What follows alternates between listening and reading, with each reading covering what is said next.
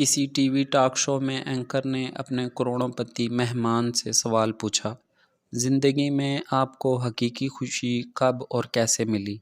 مہمان نے کہا، حقیقی خوشی کے حصول کے لیے میں 4 مراحل سے گزرا ہوں۔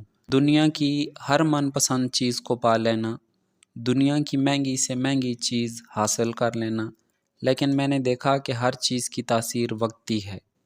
بڑے بڑے پروجیکٹ کی مالیت حاصل کرنا، مثلاً کسی ٹیم یا فرنچائز کو خریدنا، دنیا بھر میں صحت کے حوالے سے خدمات سر انجام دینا وغیرہ، لیکن ان سب کاموں میں بھی وہ خوشی نہ مل سکی جس کا میں متلاشی تھا۔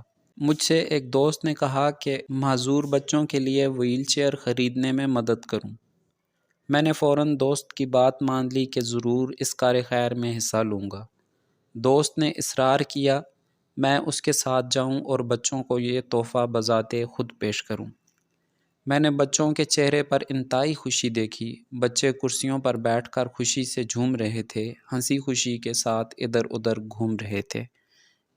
ایسا لگ رہا تھا کہ وہ کسی پارک یا کھیل کے میدان میں ہوں۔ یہ سب کچھ کرنے اور یہ منظر دیکھنے کے بعد بھی مجھے حقیقی خوشی محسوس نہ ہوئی۔ جب میں وہاں سے جانے لگا تو ایک بچے نے میرے پاؤں پکڑ لیے۔ میں نے کوشش کی کہ اسے پیار سے اٹھا لوں، لیکن وہ چمٹ گیا۔ اس کی آنکھوں سے آنسو ٹپک رہے تھے اور اس کی نگاہیں مجھ پر جمی ہوئی تھیں۔ میں نے نیچے جھک کر اس سے پیار بھرے انداز میں پوچھا، بیٹا کسی اور چیز کی ضرورت ہے تو مجھے بتا دیجیے۔ اس نے جو جواب دیا اسی جواب نے مجھے حقیقی خوشی سے روشناس کرایا۔